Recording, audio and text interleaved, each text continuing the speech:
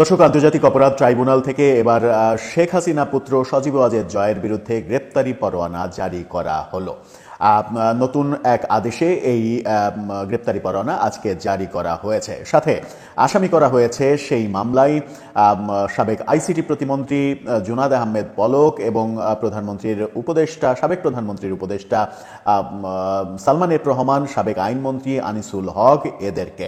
মামলা কি? মামলাটা হচ্ছে গত জুলাই আগস্ট অভ্যুত্থানের সময়ে ছাত্রদের আন্দোলনের সময় আন্দোলন নিয়ন্ত্রণ করার জন্য ইন্টারনেট বন্ধ করে রেখে গণহত্যা চালানো হয়েছিল, সেই অভিযোগ আনা হয়েছে এবং সেই অভিযোগের নতুন মামলায় সজীব ওয়াজেদ জয়কে আসামি করা হয়েছে এবং তার বিরুদ্ধে গ্রেপ্তারি পরোয়ানা জারি করা হয়েছে।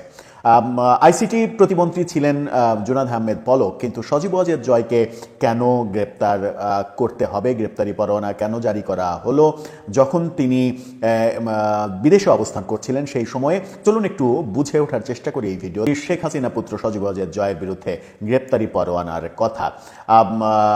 ইন্টারনেট বন্ধ করে রাখা হয়েছিল গত জুলাই আগস্টের আন্দোলনের সময়, সেটা আমরা সবাই জানি। ইন্টারনেট বন্ধ করে রাখার ফলে একটা বড় ভোগান্তি হয়েছিল এবং শেখ হাসিনা সরকারের অন্যতম একটা বড় ভুল নিশ্চিত করে ইন্টারনেট বন্ধ করে দেয়া।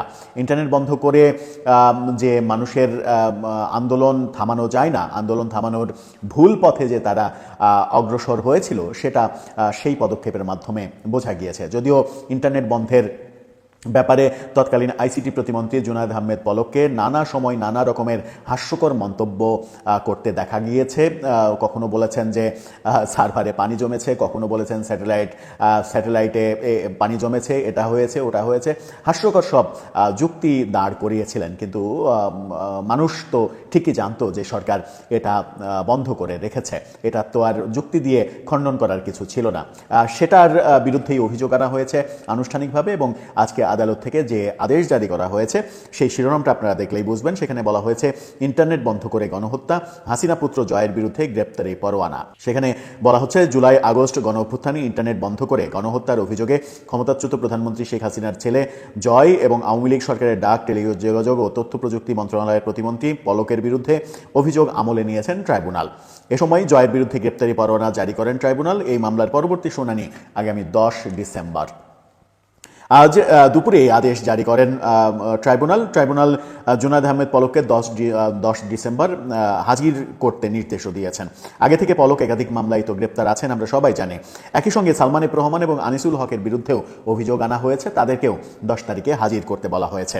এর আগে সজীব ওয়াজেদ জয়ের বিরুদ্ধে তদন্ত প্রতিবেদন দাখিল করা হয়।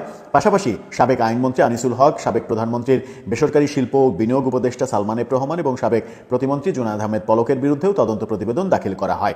নিয়ম অনুযায়ী তদন্তকারী কর্মকর্তা তদন্ত প্রতিবেদন প্রসিকিউশনের কাছে জমা দেন এবং প্রসিকিউশন সেটা যাচাই বাছাই করে আনুষ্ঠানিকভাবে আজকে ট্রাইব্যুনালে জমা দিয়েছেন। ট্রাইব্যুনাল এই প্রতিবেদন পাওয়ার পরে সজীব ওয়াজেদ জয়কে দোষী সাব্যস্ত করে তার বিরুদ্ধে গ্রেপ্তারি পরোয়ানা জারি করেছেন। এখন প্রশ্ন এখানে আসতেই পারে যে তৎকালীন যে প্রতিমন্ত্রী পলক তিনি দায়িত্বে ছিলেন, আর প্রতিমন্ত্রী হিসেবে তিনি যখন দায়িত্বে থাকেন, যখন ওই মন্ত্রণালয়ের মন্ত্রী থাকেন না, তখন মন্ত্রী হয়ে যান সেটা স্বাভাবিকভাবেই প্রধানমন্ত্রী। সুতরাং এই দায়টা জুনাদ আহমেদ পলক এবং সাবেক প্রধানমন্ত্রীর ওপরেই চাপানোর কথা, কিন্তু সেটা না চাপিয়ে তদন্ত কর্মকর্তারা সজীব ওয়াজেদ জয়কে দোষী সাব্যস্ত করছেন কেন, সেটা একটা প্রশ্ন আসতেই পারে।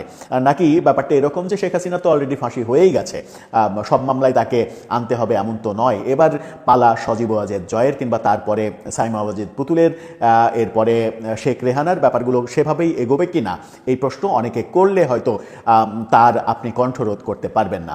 আবার একটা কারণ আছে, সেটা হচ্ছে যে সজীব ওয়াজেদ জয় তৎকালীন প্রধানমন্ত্রী শেখ হাসিনার আইসিটি বিষয়ক উপদেষ্টা ছিলেন। আইসিটি উপদেষ্টা যেহেতু ছিলেন, সেহেতু আইসিটি ক্ষেত্রে কি সিদ্ধান্ত নেওয়া হচ্ছে সেই সিদ্ধান্তগুলো সজীব ওয়াজেদ জয়ের পরামর্শেই নেওয়া হয়েছে, এরকমটা তদন্তে উঠে আসতে পারে। যদিও তদন্ত রিপোর্ট আদালতে জমা দেওয়া হয়েছে, তদন্ত রিপোর্ট জনসম্মুখে প্রকাশ করা হয়নি, প্রকাশ হয়তো করা হবেও না, আদালতেই পর্যবেক্ষণ করা হবে, আদালতে যেটা ভালো বুঝবেন সেটা করবেন। যদি প্রধানমন্ত্রীর উপদেষ্টা উপদেষ্টা হিসেবে সজীব ওয়াজেদ জয় এই মামলার আসামি হয়ে থাকেন, তাহলে প্রশ্ন আসবে তাহলে সাবেক প্রধানমন্ত্রী তিনি কেন আসামি হবেন না, তাকে কেন দোষী করা হবে না, তাকে ডিঙিয়ে উপদেষ্টাকে কিভাবে আসামি করা হবে। আবার আনিসুল হক কিংবা সালমান এফ রহমান তাদেরকে যখন দায়ী করা হলো তখন সাবেক প্রধানমন্ত্রী শেখ হাসিনাকে দায়ী করা হলো না, এটাও একটা রহস্যের ব্যাপার। সব কিছুই মানে বাংলাদেশে তো যে বিচার প্রক্রিয়া আমরা দেখি, প্রতিটা সরকারের আমলেই যে বিচার প্রক্রিয়াগুলো দেখি, সেই বিচার প্রক্রিয়া নিয়ে বিভিন্ন সময়, এমনকি শেখ হাসিনার আমলে এই আদালতে যুদ্ধাপরাধীদের যে বিচার হয়েছে সেই বিচার প্রক্রিয়া নিয়েও প্রশ্ন উঠেছিল। সুতরাং বিভিন্ন সময় বিভিন্ন সরকারের আমলে যে বিচার প্রক্রিয়া, সেই বিচার প্রক্রিয়া নিয়ে বারংবার প্রশ্ন দেখেছি। এই আদালতে শেখ হাসিনার যে মৃত্যুদণ্ড দেওয়া হয়েছে সেই মৃত্যুদণ্ড দেওয়ার প্রক্রিয়া, আদালতের কার্যক্রম, আসামি পক্ষের আইনজীবীর কর্মকাণ্ড, এই সমস্ত কিছু কিন্তু বিতর্কের জন্ম দিয়েছে এবং আন্তর্জাতিক সংস্থা amnesty international, human rights watch থেকে প্রশ্ন তোলা হয়েছে এই আদালতের কার্যক্রমের বৈধতা নিয়ে। সুতরাং এই প্রশ্ন হয়তো ভবিষ্যতেও উঠবে, তবে আদালতের কিংবা প্রসিকিউশনের কিংবা তদন্তকারী কর্মকর্তাদের এই ব্যাপারগুলো খেয়াল রাখা বোধহয় খুবই গুরুত্বপূর্ণ যে একবার বড় মামলায় প্রশ্ন উঠেছে, বারবার এই আদালতের বিভিন্ন প্রসিকিউশনের কর্মকাণ্ড, আসামিপক্ষের আইনজীবীর কর্মকাণ্ড, বিভিন্ন কিছু নিয়ে যদি বারবার প্রশ্ন ওঠে তাহলে বিষয়টা খুব একটা ভালো হবে না সামনে।